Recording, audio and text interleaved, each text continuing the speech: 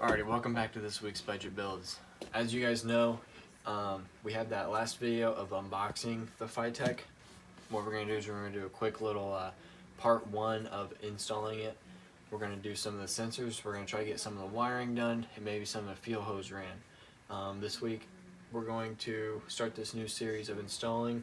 We're going to have this FiTech going on. It's a 600 horsepower throttle body fuel injection EFI Live Kit. We're working with FiTech to do a little installation video. They were great working with me, great company. This stuff was actually on back order, and they told me it'd take 3-4 weeks. It actually came in about 2. I was really surprised. It's a really nice kit. Everything that's included is on our last video of unboxing it. So we're going to start this new series of installing it, then we're going to have a series of running it and tuning it, and it's going to be a great section. So subscribe and follow along with us on this journey. First, we're going to mount the throttle body onto the manifold of my truck. Okay, so I have a square bore set up on my intake. What's real nice about FiTech is you can either do a square bore or a spread bore like we have here. FiTech gave me 2 gaskets, and I'm going to go ahead and use this. So I have my studs. You can pick these up at your local auto parts store, real cheap. Make sure they're real tight in there, not too tight. Set this gasket here on it. Come on now.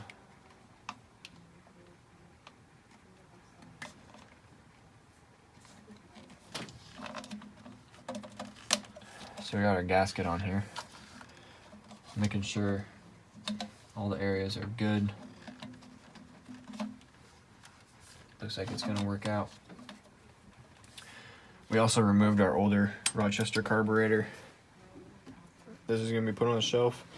I may sell it, I may keep it around. I got a boat that has the same carburetor, so I'm holding up all the wiring on it. It should just drop right on there like that. Real good and solid. We're gonna run our nuts on there real quick.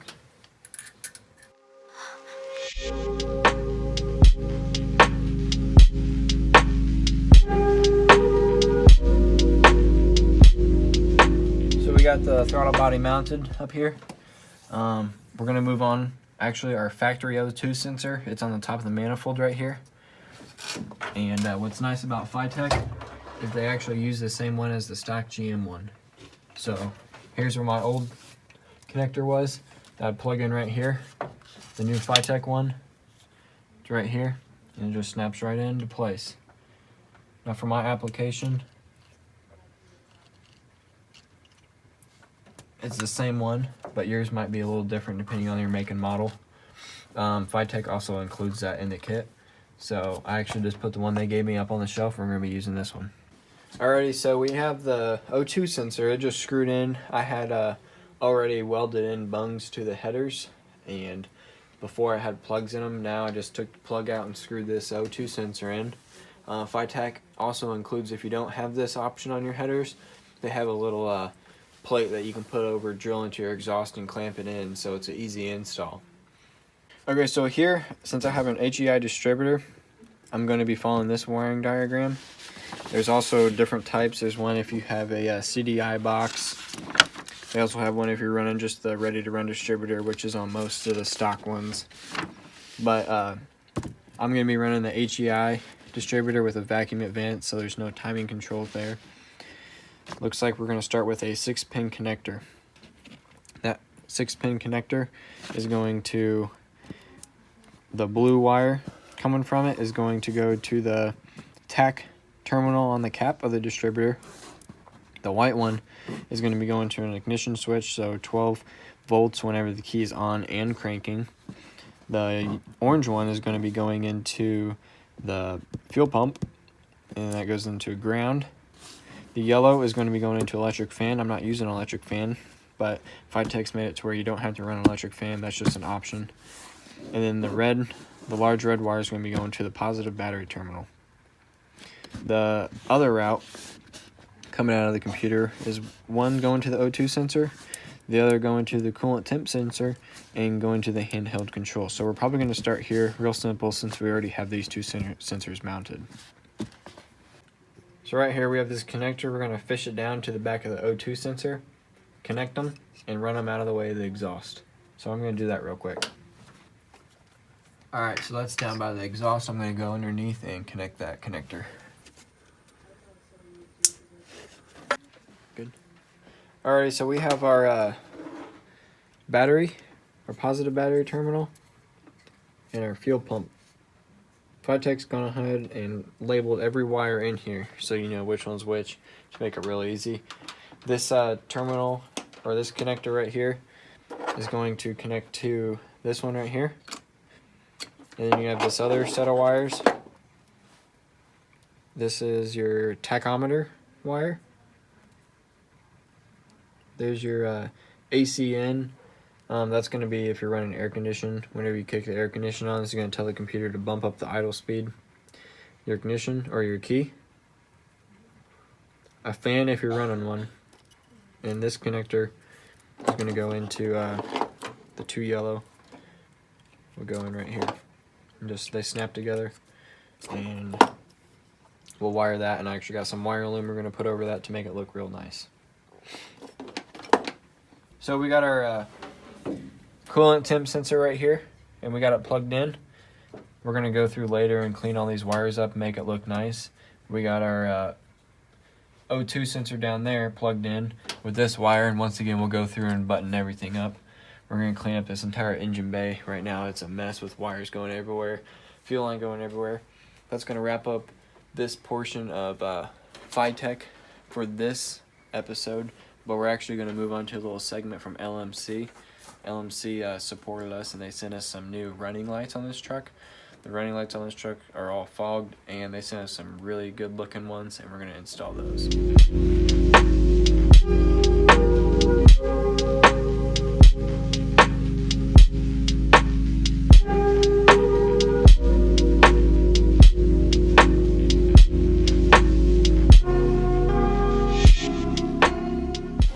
All it takes to get these running lights out are 4 Phillips screws.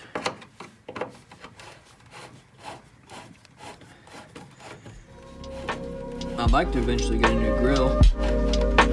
This grill's a little it's dusty, but it definitely needs a new one. Up here is where I kind of cleaned it a little bit.